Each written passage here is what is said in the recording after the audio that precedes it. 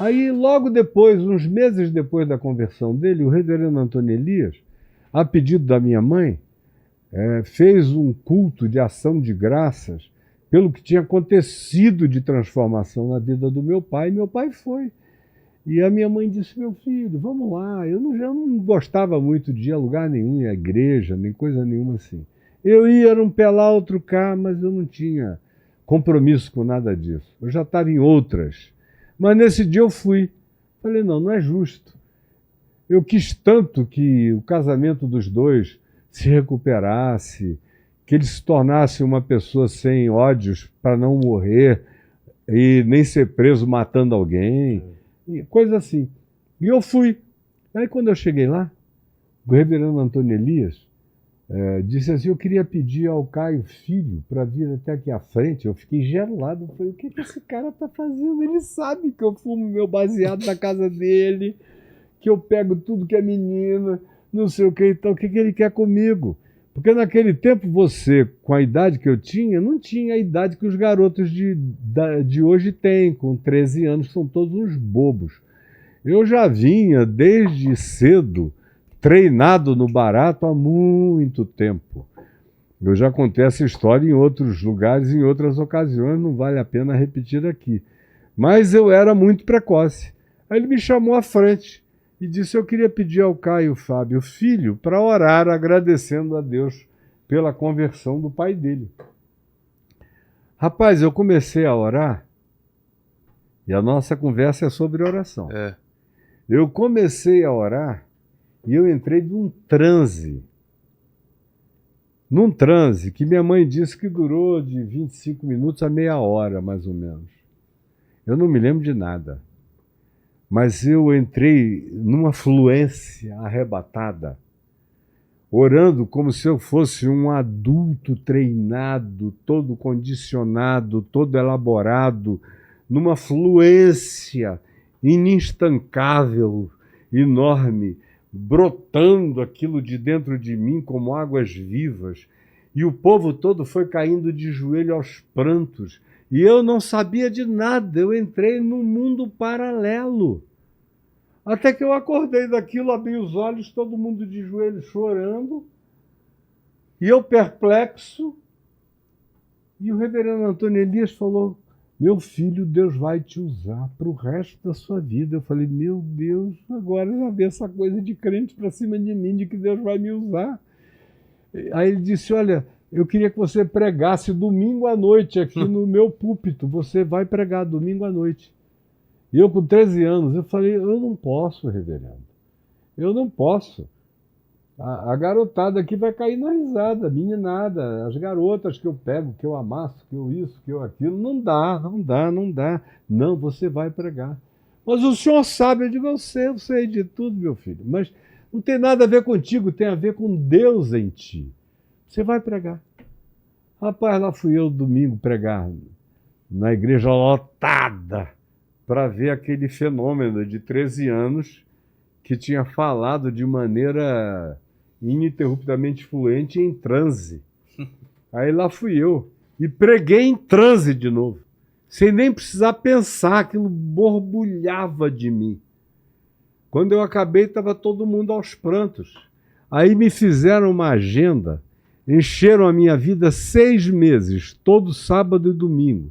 Fui pregar em Igreja Batista, Metodista, Wesleyana, Igreja Batista Renovada, igrejas presbiterianas, pentecostais, Igreja Maranata, Igreja do Dr. Acioli, do Paulo Brito, lá na... E tudo que é lugar eu pregando, e aquela multidão vindo para todo lado, e eu dizendo: me prenderam. E eu não me converti. Eu não sei nem o que é isso. É um transe. Porque eu saía dali, eu queria pegar todo mundo. E o que eu estou fazendo aqui? Não, eu não vou fazer isso, eu não sou hipócrita, eu não vou brincar de hipocrisia. Essa coisa não está esgotada na minha vida, está longe de se esgotar ainda o que eu tenho para viver, eu vou embora. Aí expliquei lá em casa e desapareci. E aí meu pai teve uma visão que Deus dizia a ele: eu te dou 2 ministérios. tu vais curar os doentes e expulsar milhares de demônios.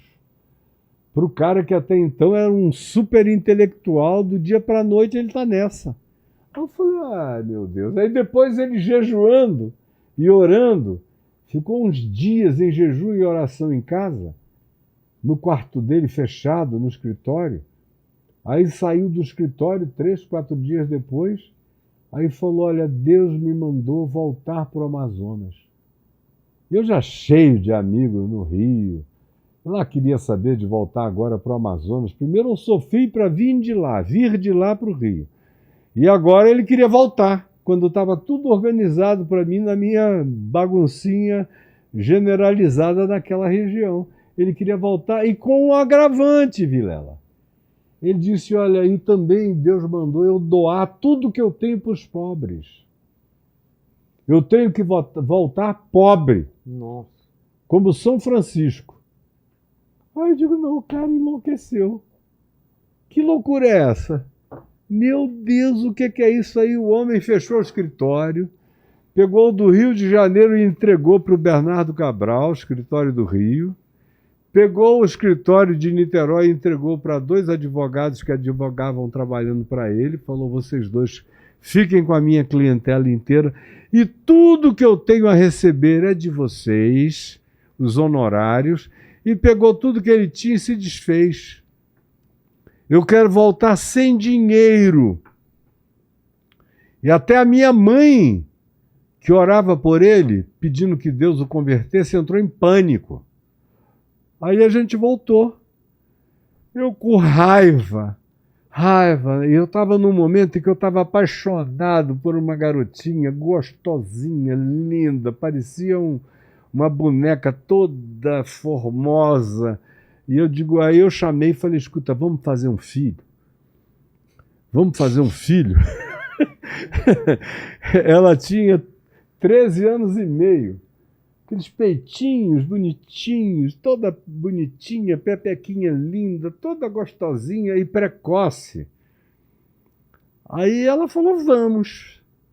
Eu falei, vamos fazer um filho, a gente, ó, vai até você engravidar, porque aí eu fico. Ele vai para a loucura dele, eu fico aqui.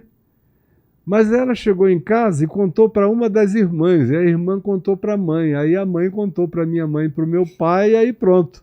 Puseram ela num cadeado para lá, vetaram a minha entrada, e aí eu me descacetei sozinho, fazendo as loucuras até viajar para Manaus.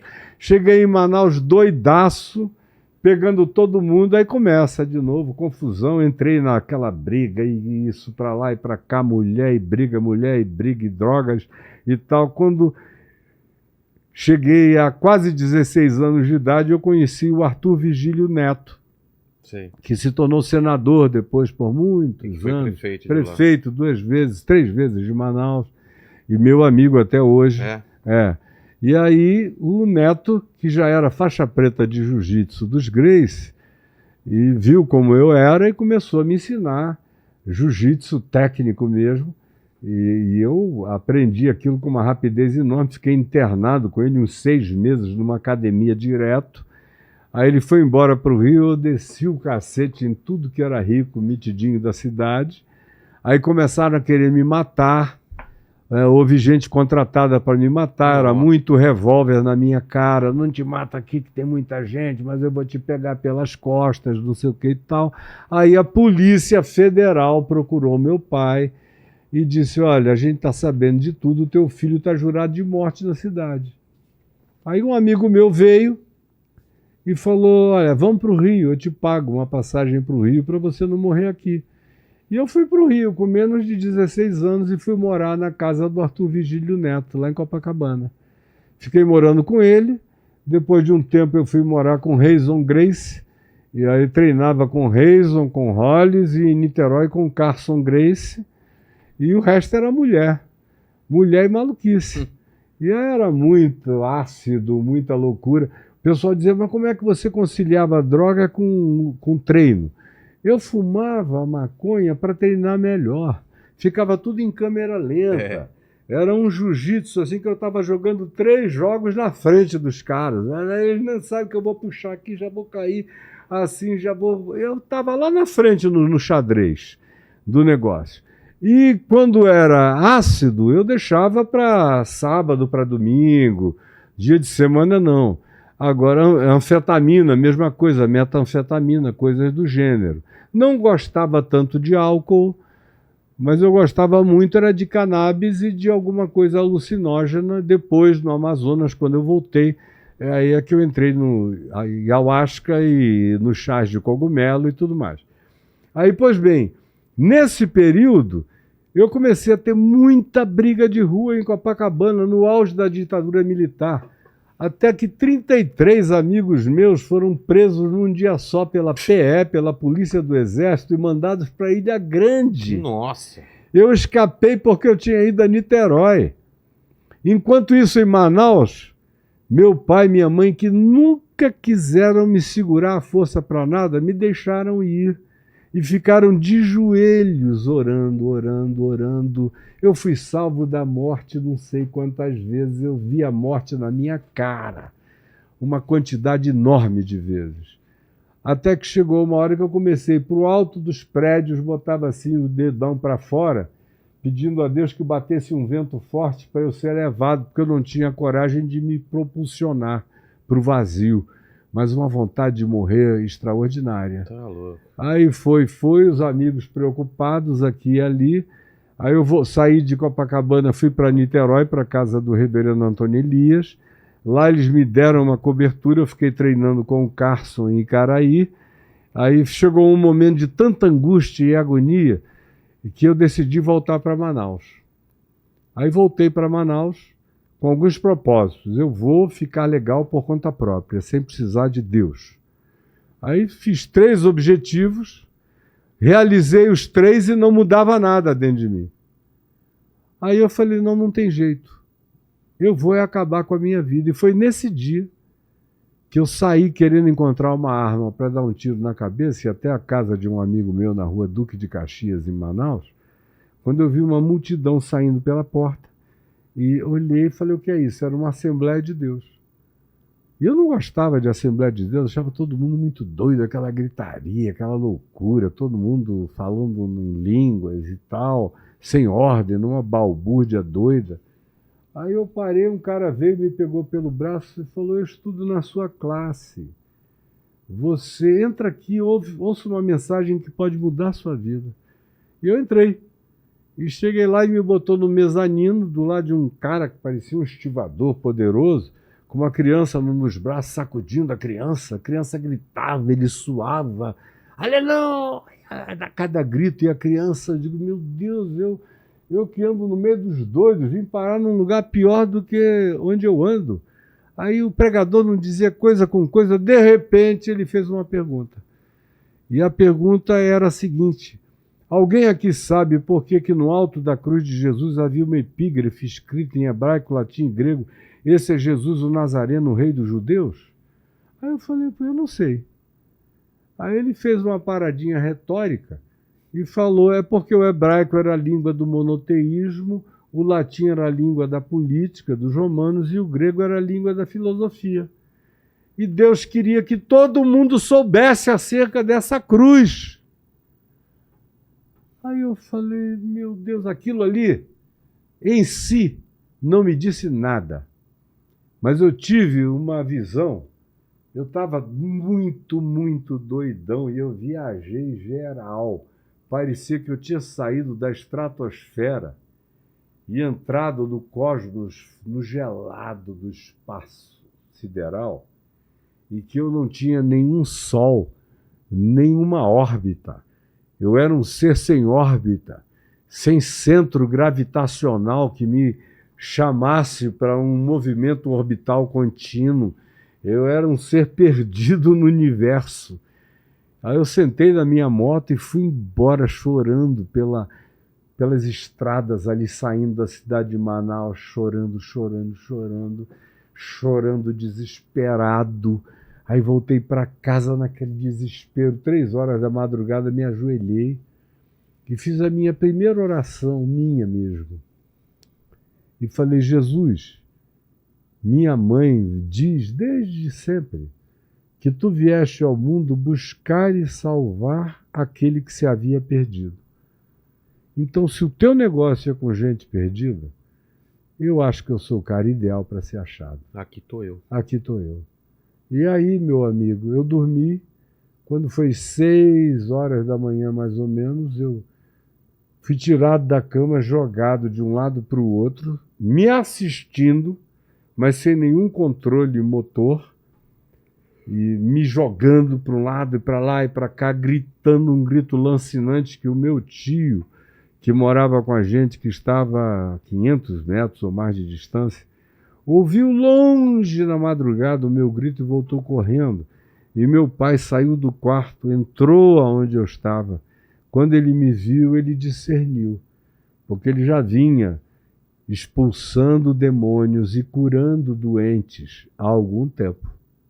Começou a acontecer imediatamente aquilo que, em visão, Deus tinha dito a ele que aconteceria. E aí ele olhou para mim e falou suavemente: eu não gerei filhos para serem habitação de demônios. Eu gerei filhos para serem santuário do Espírito Santo. Caio Fábio fica livre desse mal. Aí aquele negócio foi embora, eu entrei numa posição fetal, eles me levaram para a cama deles, eu acordei lá meio-dia, levantei quando saí de sunga, e para pegar minha moto, minha mãe disse: olha, meu filho, seu pai e eu temos um propósito de deixar Deus fazer as coisas com você. Mas dessa vez ele disse que é a única vez que ele vai fazer uma intervenção. Ele pediu para você estar aqui às 6h30 da tarde, porque você chegou num ponto de não retorno. Aí eu falei: não, mãe, é que ele não sabe o que aconteceu comigo já, ontem à noite. O que ele viu hoje de manhã já foi resultado do que aconteceu ontem à noite, sozinho.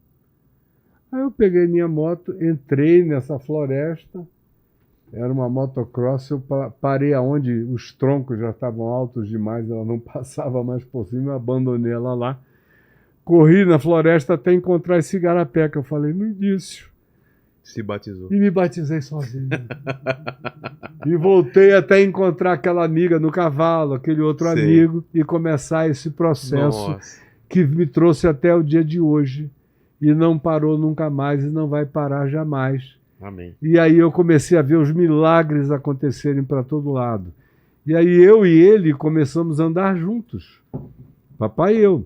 Você com quantos anos? Eu estava fazendo 19 anos. E ele? E meu pai já tinha, acho que, feito 50. Começamos, viramos os melhores amigos.